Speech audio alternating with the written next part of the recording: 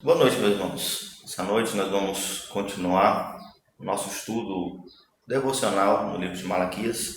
Nós iniciamos na semana passada, onde nós meditamos no capítulo 1, de 1 a 5. Hoje nós vamos completar o capítulo 1, do versículo 6 até o versículo 14. Antes que os irmãos abram as suas Bíblias, nós vamos fazer a leitura. Eu vou ler, peço que os irmãos acompanhem a leitura em suas Bíblias. Leiamos. O filho honra o pai e o servo ao seu senhor. Se eu sou pai, onde está a minha honra? E se eu sou senhor, onde está o respeito para comigo? Diz o Senhor dos exércitos a vós outros. Ó sacerdotes, que desprezais o meu nome. Vós dizeis, em que desprezamos nós o teu nome? Ofereceis sobre o meu altar pão imundo, e ainda perguntais, em que te havemos profanado? Nisto que pensais, a mesa do Senhor é desprezível. Quando trazeis animal cego para o sacrificardes, não é isto mal? E quando trazeis o coxo ou o enfermo, não é isso mal? Ora, apresenta-o ao teu governador. Acaso terá ele agrado em ti e te será favorável? Diz o Senhor dos exércitos. Agora, pois, suplicai o favor de Deus, que nos conceda a sua graça, mas com tais ofertas nas vossas mãos, aceitará ele a vossa pessoa? Diz o Senhor dos exércitos. Tomara houvesse entre vós quem feche as portas para que não acendesseis debalde o fogo do meu altar. Eu não tenho prazer em vós, diz o Senhor dos exércitos, nem aceitarei da vossa mão a oferta. Mas desde o nascente do sol até o poente, é grande entre as nações o meu nome. E em todo lugar lhe é queimado incenso e trazidas ofertas puras, porque o meu nome é grande entre as nações, diz o Senhor dos exércitos. Mas vós o profanais quando dizeis, a mesa do Senhor é imunda, e o que nela se oferece, isto é, a sua comida, é desprezível. E dizeis ainda, que canseira, e me desprezais, diz o Senhor dos exércitos. Vós ofereceis o dilacerado e o coxo e o enfermo, assim fazeis a oferta. Aceitaria eu isso da vossa mão? Diz o Senhor. Pois maldito seja o enganador, que tendo um animal sadio no seu rebanho, promete e oferece ao Senhor um defeituoso, porque eu sou grande rei, diz o Senhor dos exércitos, o meu nome é terrível entre as nações.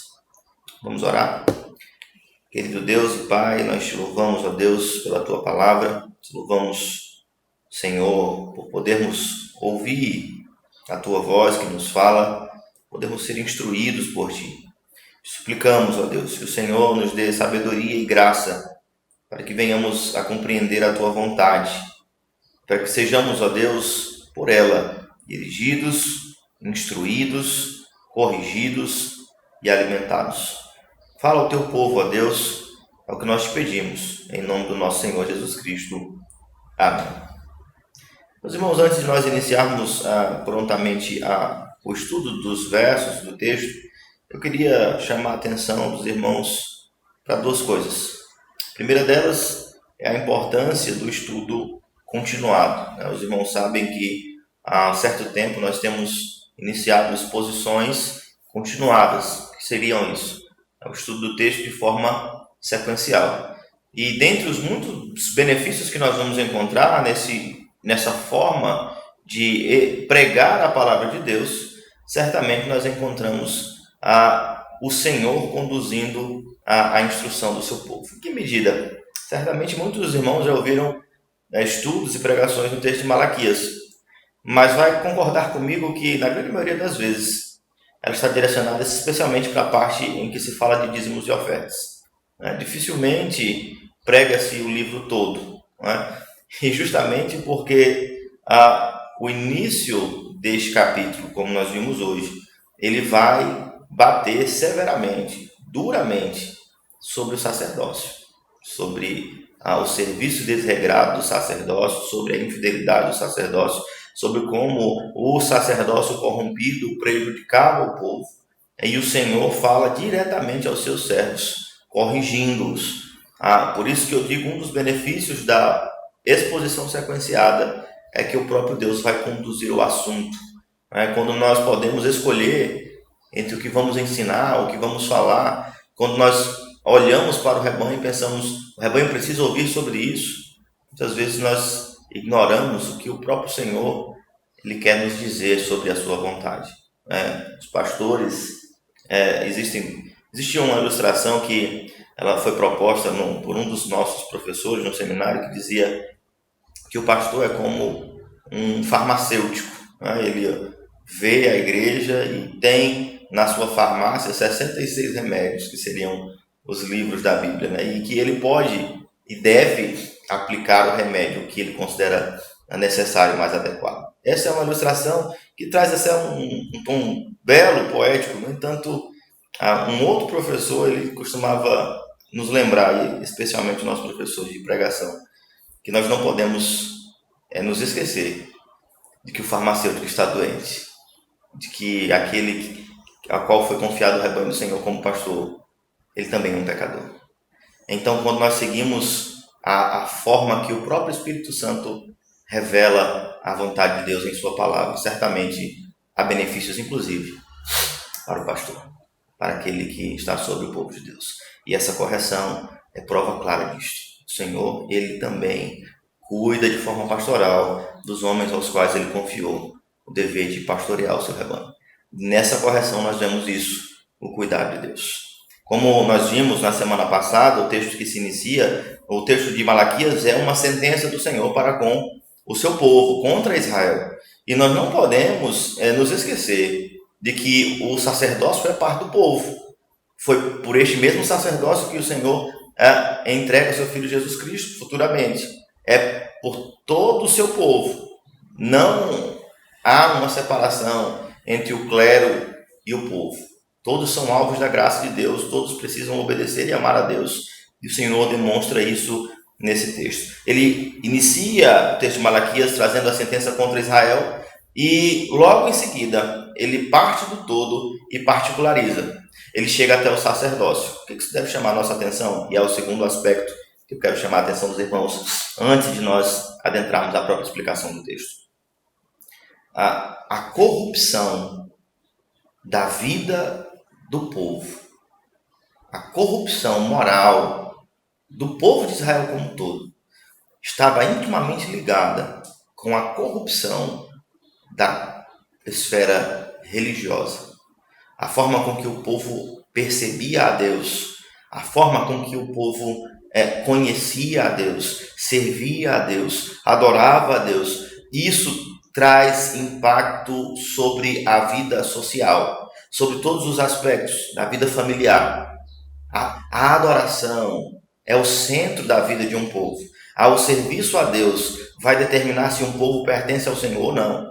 Vai desembocar justamente numa profissão da sua fé. A forma com que vivemos vai efetivamente demonstrar se nós amamos a Deus ou não. O próprio Senhor Jesus Cristo diz em sua palavra: aqueles que me amam guardam os meus mandamentos. É justamente por isso que o Senhor ele foca a sua atenção aqui no primeiro momento sobre o sacerdócio. O culto estava corrompido. Consequentemente, toda a nação estava corrompida.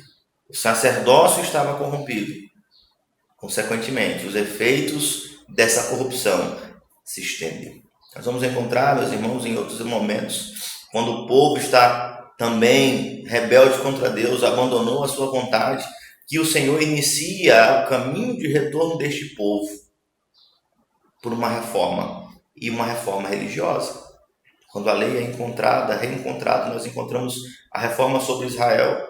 A lei é lida publicamente, o povo ouve a voz do Senhor em sua palavra, e então o rei ele passa a destruir os ídolos. Ele causa uma reforma religiosa que vai produzir impactos em todo o povo de Israel. O Senhor chama o seu povo ao arrependimento, tem uma sentença contra o seu povo, mas ele começa corrigindo o sacerdócio.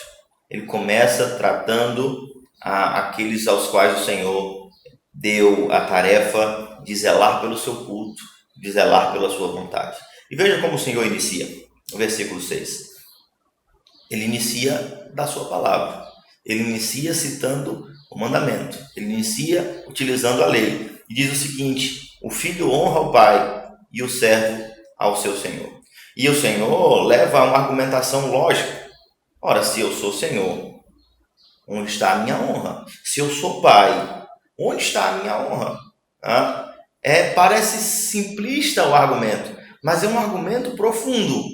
Se nós professamos amar a Deus, se nós, como cristãos, tomamos o Senhor Deus como Pai, como Senhor, o Senhor olha para as nossas vidas, para as nossas ações, para os nossos pensamentos, para a nossa forma de conduzir as nossas vidas, e Ele pode perguntar prontamente: se eu sou Pai de vocês, se eu sou Senhor de vocês, onde está a minha honra? Não há um resultado prático daquilo que vocês professam.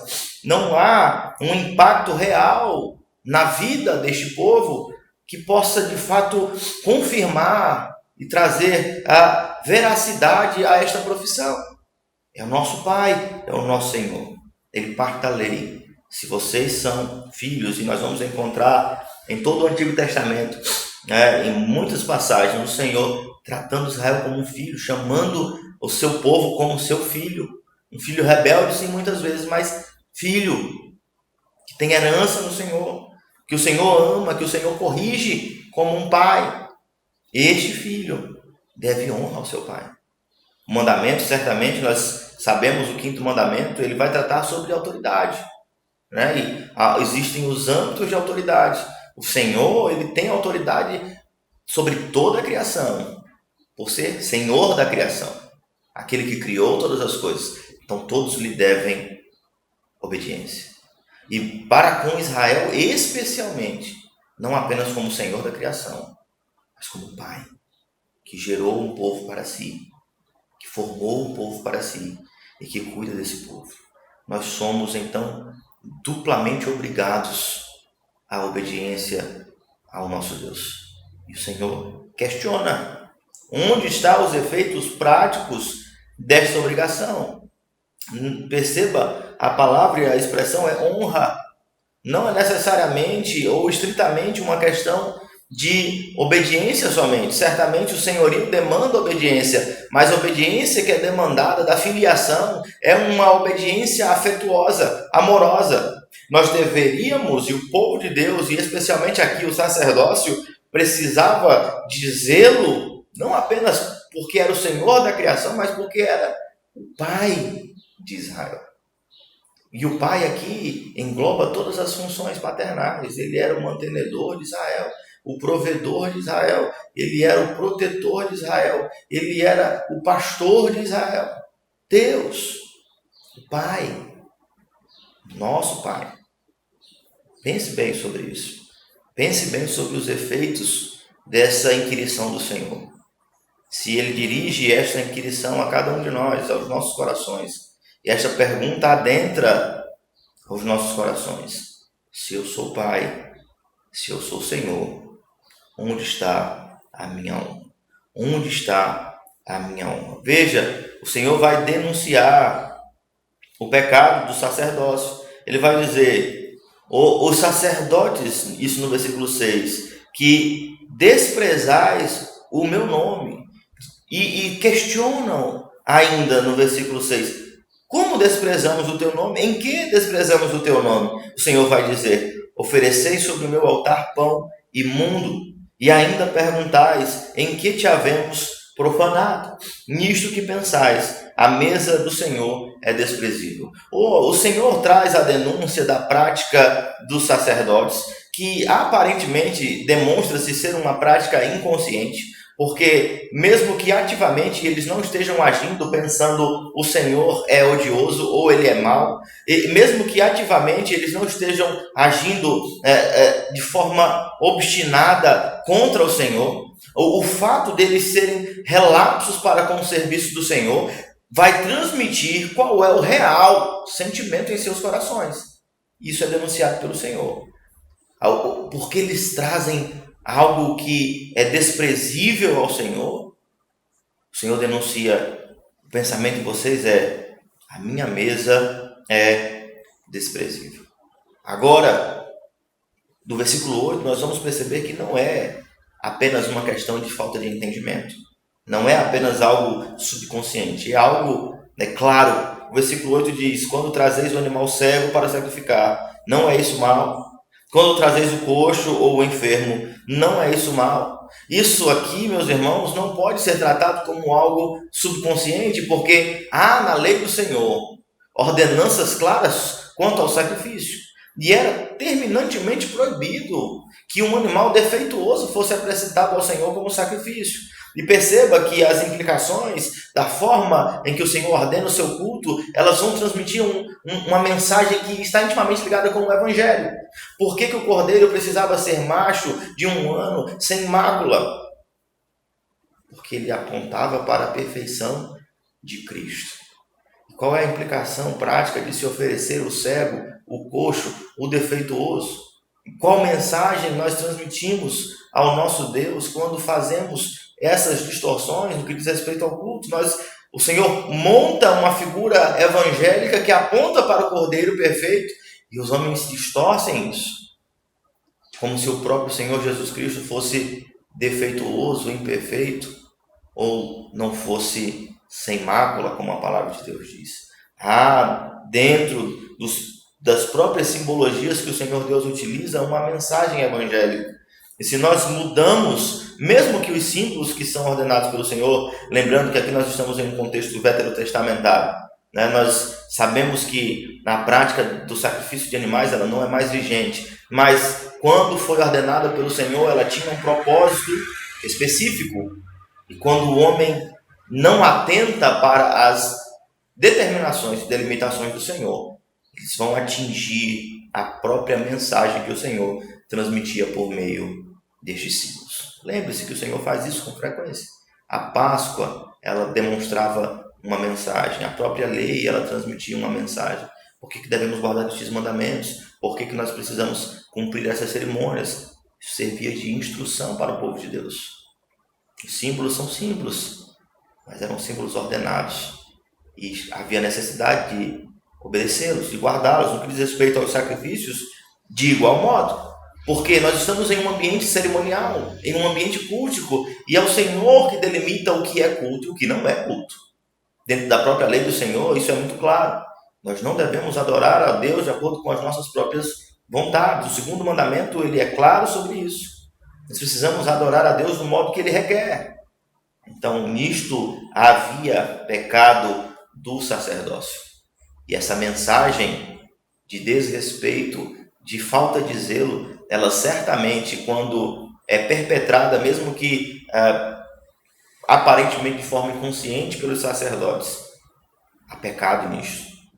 Não tem como você ser negligente quanto ao serviço de culto. Você não pode se dar ao zelo de ser descuidado ou de não ter conhecimento sobre aquilo que você está fazendo para com o Senhor. Sabemos que a sinceridade é totalmente necessária.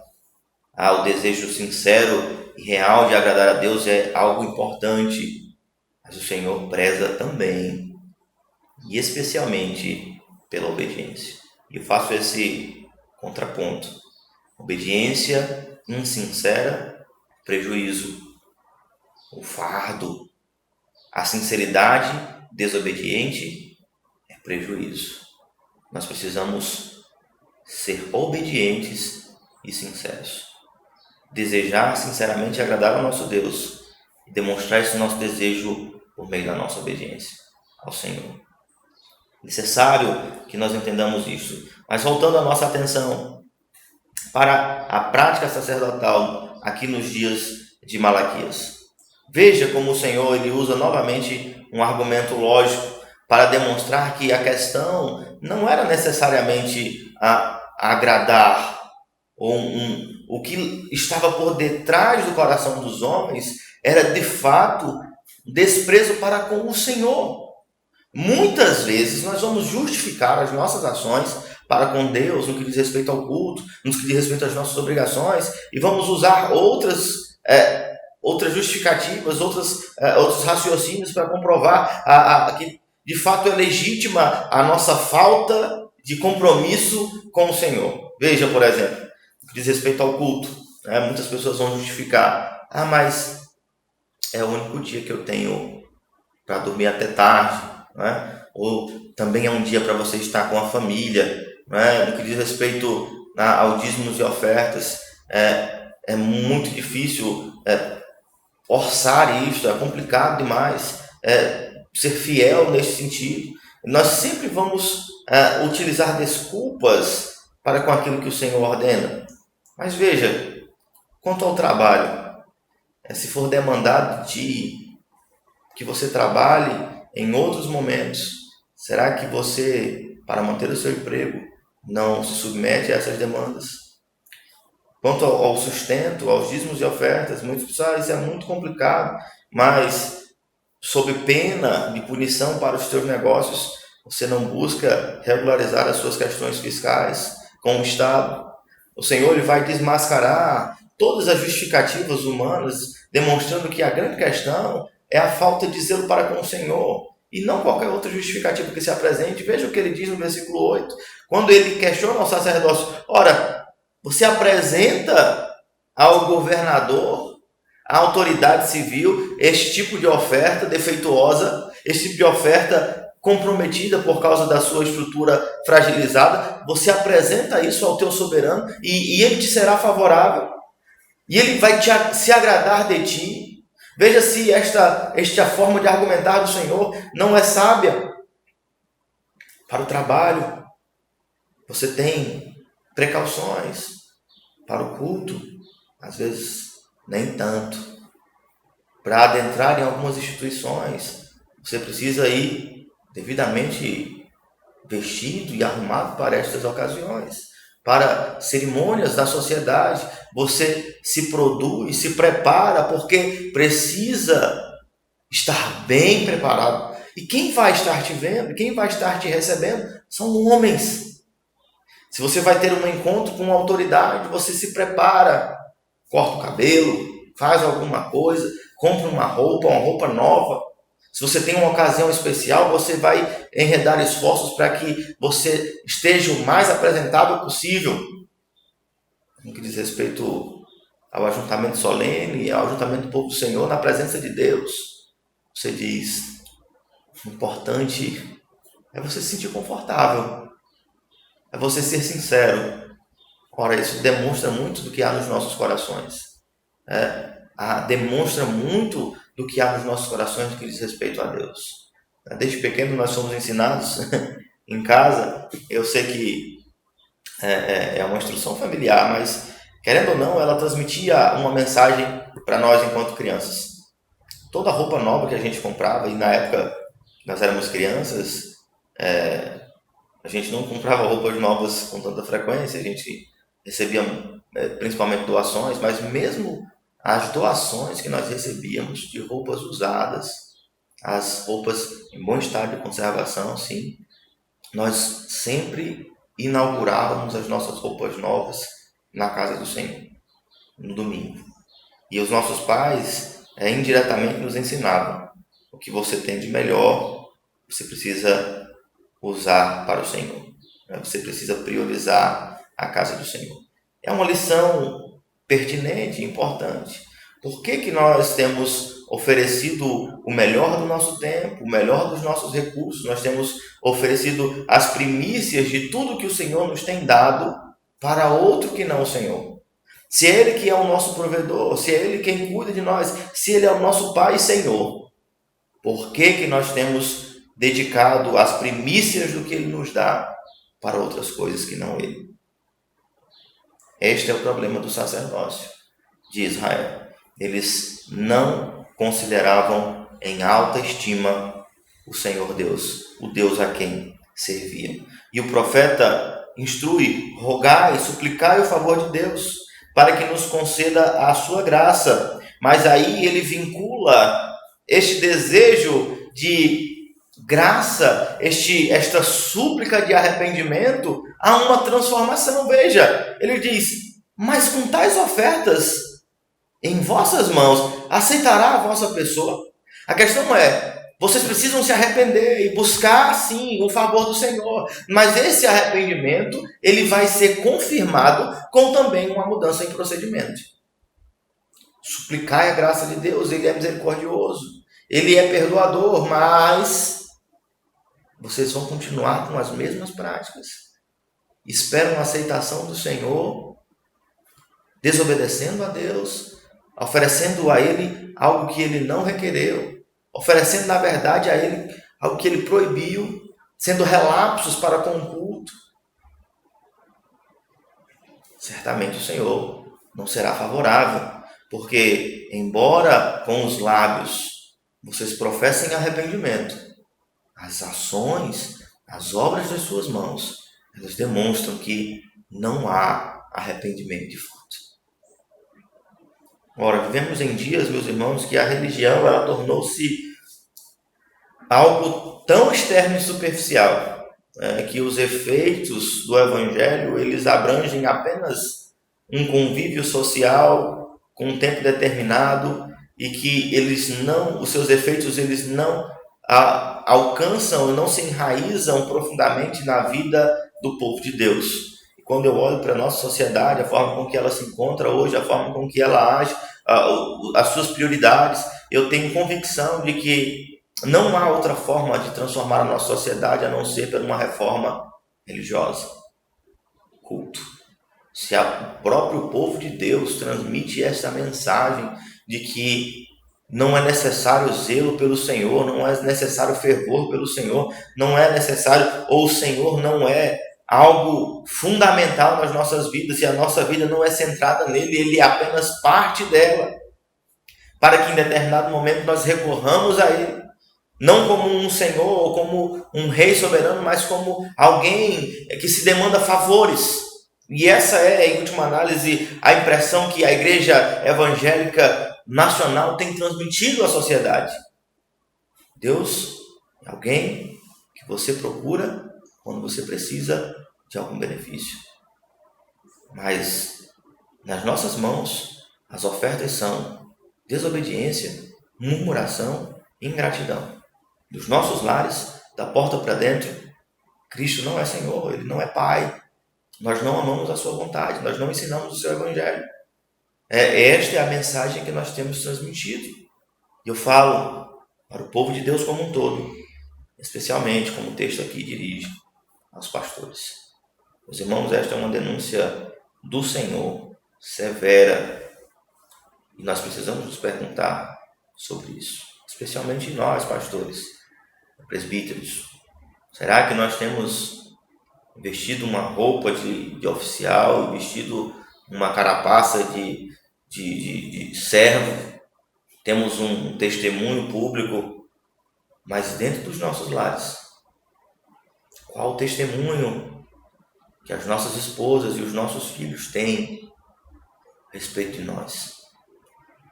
Será que nós somos estes servos de Deus? Eu digo isso pensando em mim mesmo, na minha casa, sabendo e estando ciente de que um grande mal eu posso estar fazendo para com os meus filhos, para com a minha esposa, enquanto professo publicamente, professo na congregação dos santos, verdades tão gloriosas, e ao mesmo tempo, no dia a dia, desprezo essas verdades e transmito que no meu coração, de fato, não há apelo pelo Senhor, não há apego pelo Senhor, não há zelo pelo Senhor.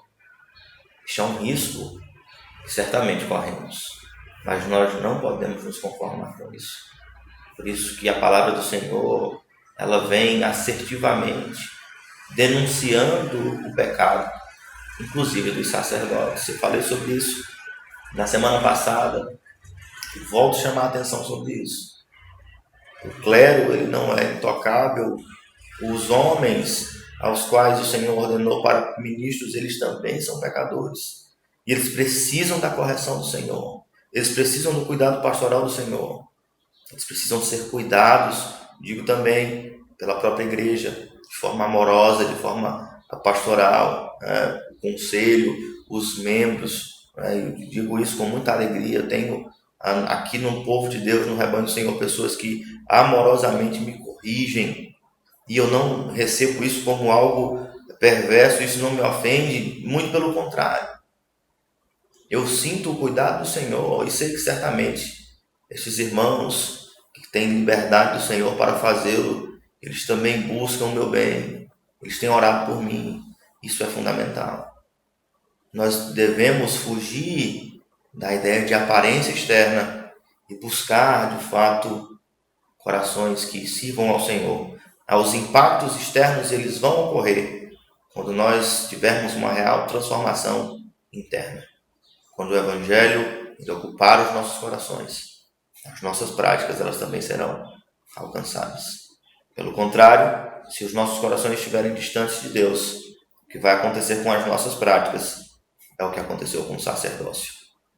Eles foram descuidados e relapsos, mas isso transmitia o sentimento que estava dentro dos seus próprios corações e impactou o culto e impactou toda a sociedade.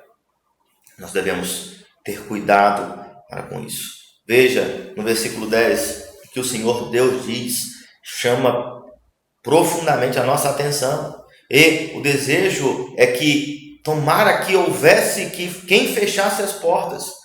Este culto ele se tornou tão odioso e desprezível que o Senhor coloca como seria um benefício que ele fosse interrompido, que ele não existisse, que ele não houvesse de fato este ajuntamento para profanar o Senhor. Tomara houvesse entre vós quem feche as portas para que não acendesse debalde o fogo do meu altar. O Senhor Deus declara: eu não tenho prazer em vós, diz o Senhor dos exércitos, nem aceitarei da vossa mão a oferta. Eu olho para os nossos dias e me preocupa. Logicamente eu não vou cometer aqui o erro de tratar como um cumprimento profético o que tem acontecido nos nossos dias, já que as portas elas foram fechadas.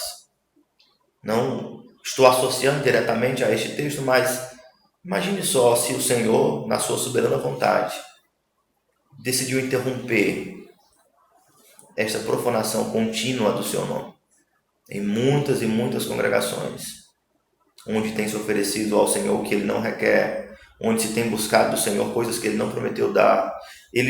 Será que Ele não está cansado de tantas profanações semanalmente, de pessoas que usam o seu nome em vão e fazem do culto, que deveria ser algo gracioso, algo que aperfeiçoado por Cristo, agradasse ao coração de Deus, mas isso, por causa dos nossos corações, dos falsos ídolos que nós construímos, se tornou odioso ao Senhor.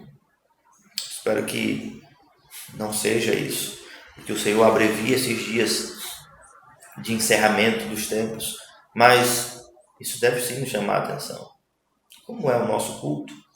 Qual é a nossa oferta? E oferta eu não falo dinheiro, falo oferta de um modo geral. O que nós temos oferecido a Deus em culto? Isso nos nossos lares, isso no ajuntamento dos santos. A grande questão que o Senhor mostra aqui também é desmascarando as intenções do coração dos homens, e nós não podemos tomar o Senhor por tolo. Ele conhece os nossos corações, sabe o que se passa em nossos pensamentos. Nós não podemos enganar o Senhor. Isso deve nos preocupar, sim. O que é o nosso culto? O que nós temos consagrado a Deus? São as primícias? É gratidão? É amor filial? Ou tornou-se uma cerimônia, algo enfadonho, como o próprio texto vai denunciar no versículo 13? Além da falta de zelo com o serviço de culto, o Senhor vai denunciar quanto aos seus sacerdotes que eles consideram o culto algo cansativo, enfadonho. Veja o versículo 13: e dizeis ainda, que canseira, e desprezais, diz o Senhor dos exércitos.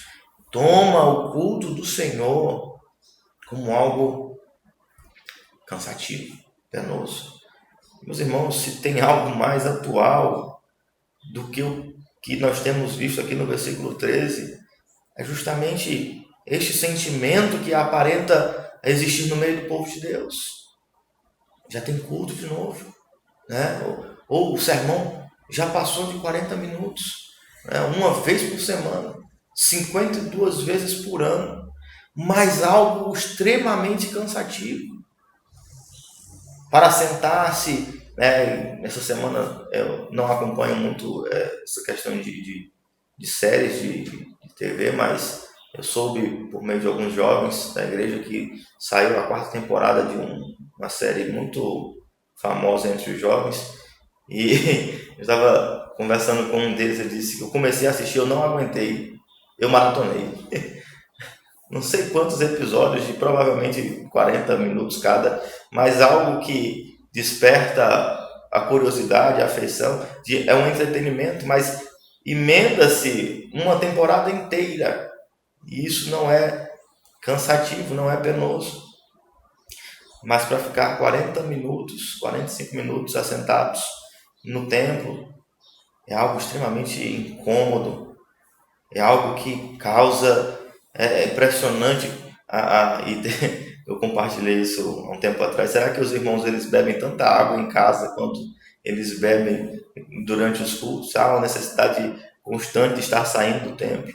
Esse retrato de um culto enfadonho, de um desprezo pelo ajuntamento dos santos, de se passar meses sem pisar na igreja e não sentir a falta do povo de Deus, e não sentir a necessidade de estar reunido com o povo de Deus, evidencia que os nossos corações também estão distantes de Deus. Nós não temos prazer na lei do Senhor dentro dos nossos lares.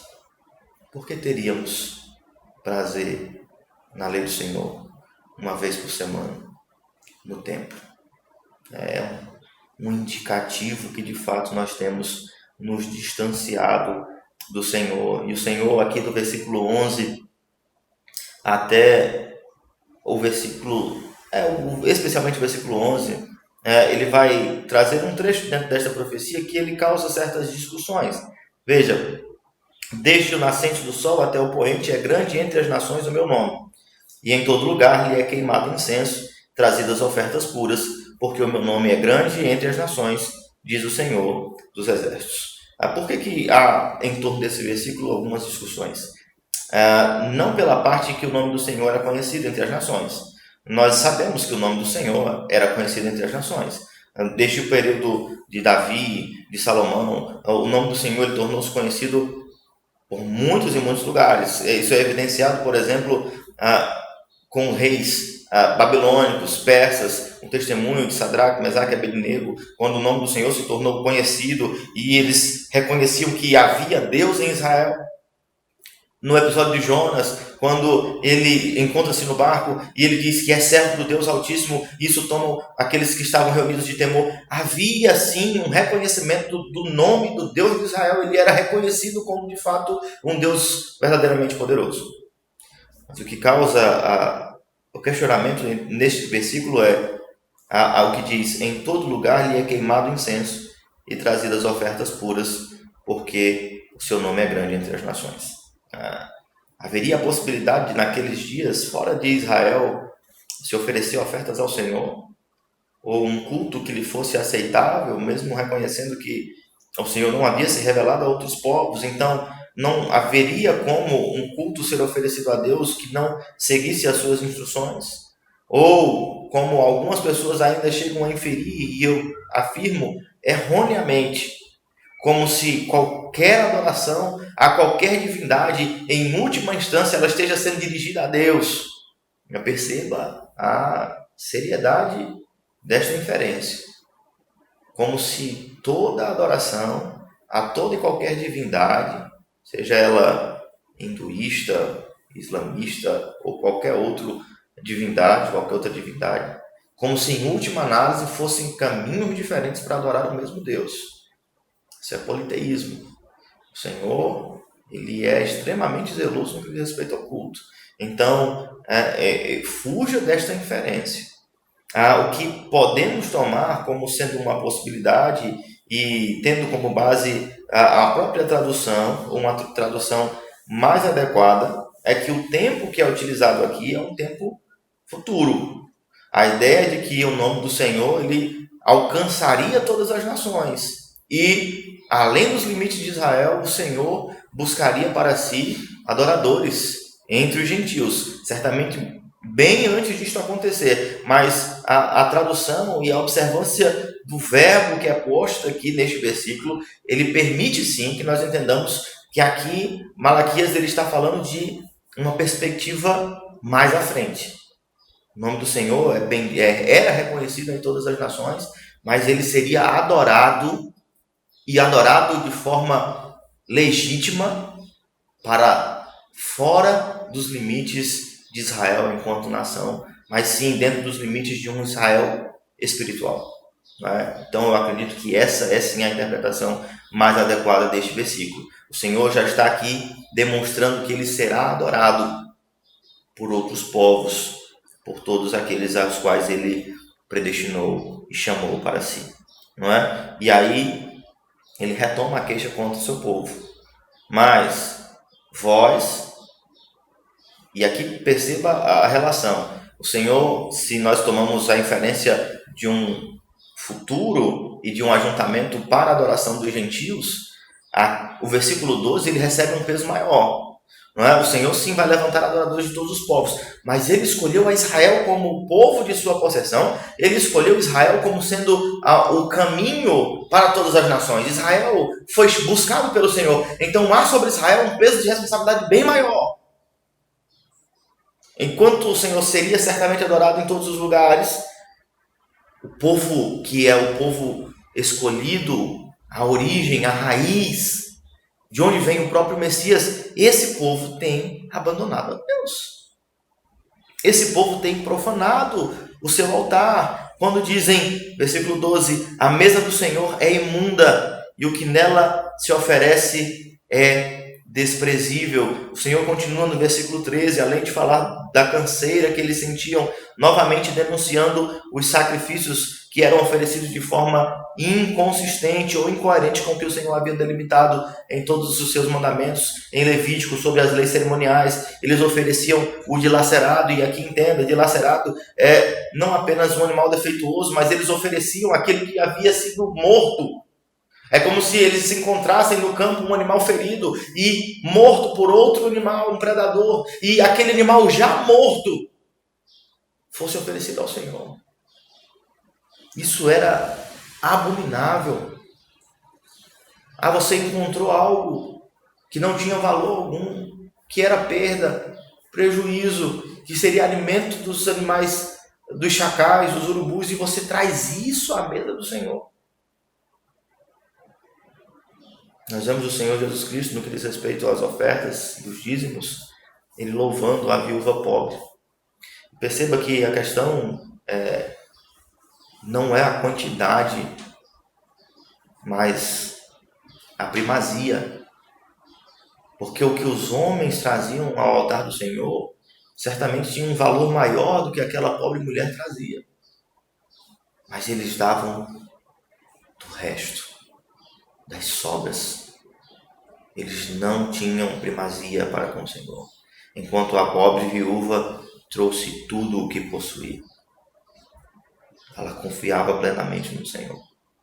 A questão é primazia. O povo de Deus oferecia o dilacerado, o coxo, o enfermo, aquele que estava cometido de enfermidade. Vamos oferecer ao Senhor. Perceba a perversidade do povo para com o Senhor. E aí é que está. Mas o texto não é um sacerdócio. Por que nós estamos falando aqui do povo e das ofertas trazidas pelo povo? Porque o sacerdócio era responsável por receber essas ofertas e dizer o que era aceitável ou não. Certamente havia instrução para o povo, mas o sacerdócio tornou-se conivente e passou a receber como oferta aquilo que era desprezível a Deus. Então, a culpa No sacerdócio, quando o povo de Deus, ele descumpre a vontade de Deus, ele se afasta dos mandamentos do Senhor, e este sacerdócio cala-se e de forma conivente não repreende, não instrui, não corrige. E nós encontramos isso com muita facilidade nos nossos dias. E mais um peso de cobrança sobre o sacerdócio, sobre os pastores. Até quando nós seremos passivos quanto aos pecados do povo de Deus? Aqueles aos quais se submeteram ao nosso governo eclesiástico, pastoral. E lembre-se bem disso, você que é pastor, que é oficial, que é presbítero, que é ministro do Evangelho. Quando nós dizemos, você se submeteu ao governo dessa igreja, você tem obrigações para com essa igreja, esse não é um compromisso unilateral, é uma aliança, é um compromisso de duas partes.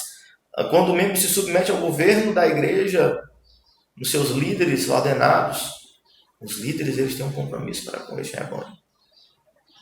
Eles também têm um compromisso para com eles. Quando nós queremos cobrar, nós lembramos do voto dos irmãos, mas e os nossos votos em pastorear o rebanho que nos é confiado? Nós não podemos ser relapsos quanto a isso. Eu sei e tenho sim enfrentado muitas dificuldades e guerras dentro do meu próprio coração quanto à forma de fazer isso ou aquilo, mas eu tenho plena convicção de que é necessário e que serei demandado pelo Senhor se não fizer. É um compromisso que nós temos para com Deus e para com o seu povo. Nós não podemos ser coniventes com a prática comum do pecado no povo de Deus. Tornar isso como se fosse comum e normal. Eles vêm e se ajuntam semanalmente, dominicalmente, e nós sabemos e temos testemunho, e todo mundo sabe, a sociedade inteira sabe do mau testemunho que estes crentes professos, eles têm profanado o culto a Deus com as suas vidas, com as suas ofertas defeituosas, e o sacerdócio tem recebido essas ofertas. Tem se calado. O Senhor, mais adiante, nós vamos ver no próximo domingo, ele vai conclamar o sacerdócio ao arrependimento.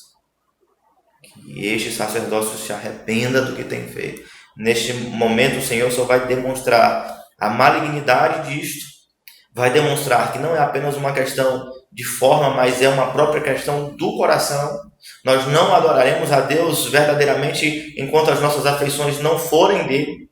Enquanto nós amarmos mais este mundo, nós não vamos zelar pelo Senhor e pelo seu culto. Nós não vamos ter prazer no Senhor e no seu culto. Nós não vamos ter prazer na sua voz, na sua palavra, se nós não nascermos de novo, se nós não formos transformados pelo Evangelho. Temos a terrível capacidade de tornar algo tão belo, que é o ajuntamento dos santos, o Senhor no meio do seu povo, em algo meramente cerimonial e algo que deveria ser um símbolo daquilo que viveremos no futuro. Deus no meio do seu povo, nós tornamos em algo que é desprezível a Deus. Na verdade, é algo que é odioso ao Senhor, que Ele preferia que não ocorresse. Não é, meus irmãos? Mas, para completar, para concluir o texto que nós lemos nessa noite, no versículo 14, o Senhor vai demonstrar também que fazer isto, ou oferecer ao Senhor algo que Ele não requer, é algo que produz maldição e não bênção. Especialmente no que diz respeito a dízimos e ofertas, o texto de Malaquias vai falar mais adiante. É como se nós estivéssemos colocando em um saquetel furado. Nós temos o exemplo de Ananias e Safira, que tentaram enganar a Deus, e isso é extremamente relevante, porque veja que quando o Senhor Deus diz que é maldito o enganador, ele vai denunciar a intenção deste que oferece ao Senhor algo. Veja, tendo um animal sadio no seu rebanho, promete e oferece ao Senhor um defeituoso. A ideia de enganar a Deus, tendo o que deve ser oferecido ao Senhor, oferece aquilo que não é o que o Senhor requeriu. Há perversidade nisso. E o Senhor Deus faz lembrar: é maldito todo aquele que tenta ou que pensa ser possível enganar a Deus.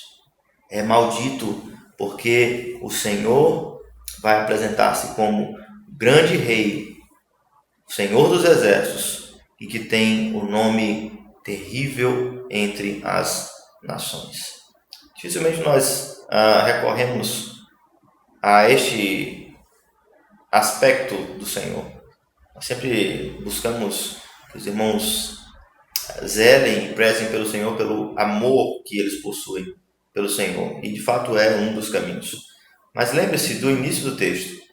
O Senhor ele se apresenta como Pai, sim. Mas ele se apresenta como Senhor também. Nós devemos honrá-lo tanto pelo amor como pelo temor. Um santo temor. Não penseis vós.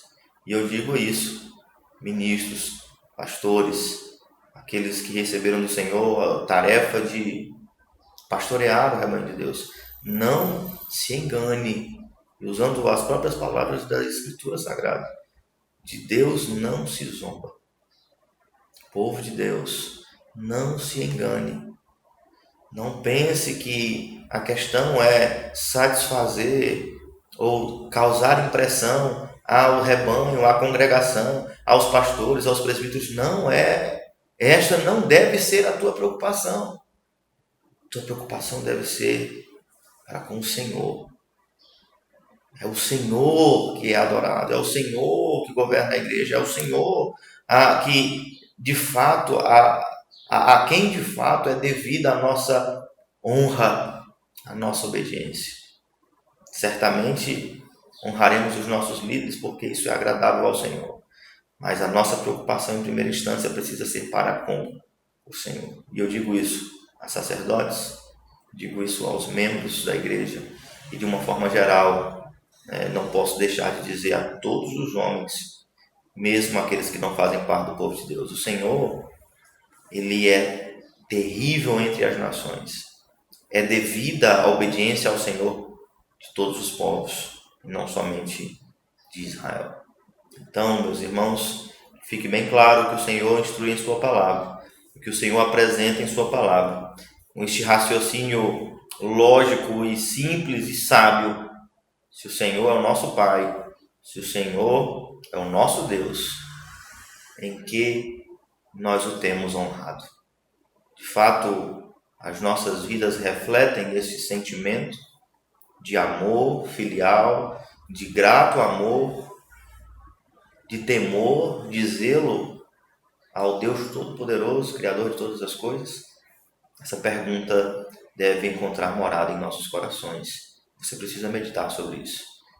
E nós, pastores, duplamente precisamos compreender a seriedade do serviço ao qual fomos consagrados. Entender, buscar, viver, dar testemunho, de fato, que o nome do Senhor seja glorificado na vida dos seus servos. Enquanto igreja, eu preciso dizer aos irmãos, orem pelos seus pastores, amem os seus pastores, cuidem dos seus pastores, para que eles possam também pastorear os irmãos e que isso seja feito de forma grata, não de forma penosa. Amém? Vamos orar? Pai bendito, Pai amado, nós te louvamos, ó Deus, pela Tua palavra.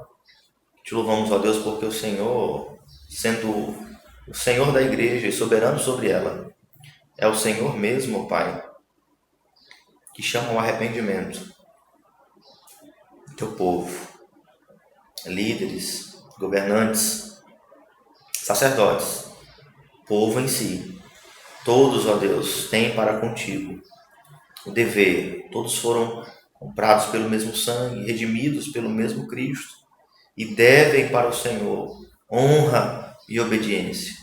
Que nossa honra seja destinada ao Senhor, não apenas pelo temor, mas especialmente, ó Deus, que nós amemos ao Senhor e entendendo o que o Senhor tem feito em nosso favor, possamos desejar, ó Deus, agradar a Ti, possamos amar o culto oferecido ao Senhor, ansiar como a corça suspira pelas águas, encontrar, ó Deus, morada nos Teus altares, ter, ó Deus, gozo de estar congregado com o Teu povo, ter satisfação, ó Deus, em meditar na Tua palavra. Ajuda-nos, ó Deus, nós estamos e temos nos distanciado tanto de Ti, e os impactos, eles são notórios na nossa sociedade. O povo se esqueceu do Senhor e isso tem começado a partir das igrejas, da liderança das igrejas, que ambicionam o lucro, ó Deus, que ambicionam a popularidade, que ambicionam tornar-se, ó Deus, pessoas públicas, que têm pessoas que se agradam, que louvam, que admiram, mas têm negligenciado o que o Senhor requer. E aí falhamos terrivelmente. Falhamos, ó Deus, no ministério para o qual o Senhor nos chamou. Ajuda-nos, ó Pai. O Senhor conhece a nossa estrutura, sabe que somos pó. Ajuda-nos, ajuda o Teu povo, ajuda aqueles que o Senhor chamou para o ministério. Transforma a vida da nossa nação pelo Evangelho, pela adoração ao Senhor. Nós pedimos, ó Deus querido, em nome do nosso Senhor Jesus Cristo. Amém. Meus irmãos, antes de nós encerrarmos essa noite, eu queria fazer algumas considerações sobre o culto familiar. Os irmãos, é bem sabido que nós temos disponibilizado não apenas a mensagem para auxiliar no momento de edificação, mas nós temos oferecido a liturgia. E lembro aos irmãos que ela precisa ser feita, não que necessariamente você tem que seguir os cânticos, os passos estritamente, mas que essa mensagem de edificação, ela precisa estar encontrada dentro dos nossos lares em um ambiente culto. Os irmãos devem ter visto durante os últimos dias uma grande questão levantada sobre culto online ou não culto online. Até ceia online já estão falando, cogitando a respeito disso. E eu preciso instruí-los quanto a isso. Não existe culto online. Culto, ele é o ajuntamento dos santos. Então, o que nós temos feito na nossa igreja é um culto familiar. O auxílio em vídeo é tão somente porque, entendendo a necessidade de algumas famílias, de alguns irmãos, quanto a própria exposição das Escrituras, nós estamos dando um suporte aos irmãos. Mas isso não é um culto. O culto está acontecendo agora, nos lares, dirigido pela família, pelo chefe da família, dirigido onde o povo de Deus se congrega. Se você não, mas eu não estou com a minha família, eu estou só, é um culto particular. Mas vocês não estão participando de um culto que é transmitido remotamente. O culto, ele tem sido realizado nos lares. E aí eu gostaria de enfatizar a importância de os irmãos fazerem a liturgia, orarem juntos, entoarem os louvores juntos e serem edificados pela palavra de Deus, usando esse recurso que nós temos. Mas isso de forma alguma, e por isso que eu gosto de enfatizar, não substitui o ajuntamento dos santos, não é comparável ao ajuntamento dos santos. Não é possível você estar ajuntado com os santos remotamente, em casa, assistindo na sua televisão. Você não está ajuntado com os santos. Por isso nós não podemos deixar de desejar retornarmos a ajuntar-nos. E isso eu não falo necessariamente do templo, mas eu falo do povo de Deus congregado. Mesmo que não tenhamos templo, mas o culto é o povo de Deus congregado. Priorizem esse momento em família ou individualmente. Não assistam simplesmente o vídeo como um vídeo de YouTube qualquer, mas façam isso em um ambiente de culto. Orem, cantem, leiam a palavra e recebam então a instrução do Senhor. De fato, nós queremos ser uma necessidade que está sendo suprida temporariamente. Mas, meus irmãos, eu preciso para encerrar, lembrar os irmãos que, mesmo nesse período de confinamento, vocês têm o pastor e presbíteros à disposição de vocês. Mandem uma mensagem, liguem, eu estou visitando, eu estou indo atrás dos irmãos, estou tratando questões pastorais, eu não estou fora de operação, é um serviço essencial, o tempo passa, as questões se agravam, as pessoas ignoram a gravidade de alguns problemas e eles vão apenas se alastrando. Eu estou atendendo, aconselhando e visitando.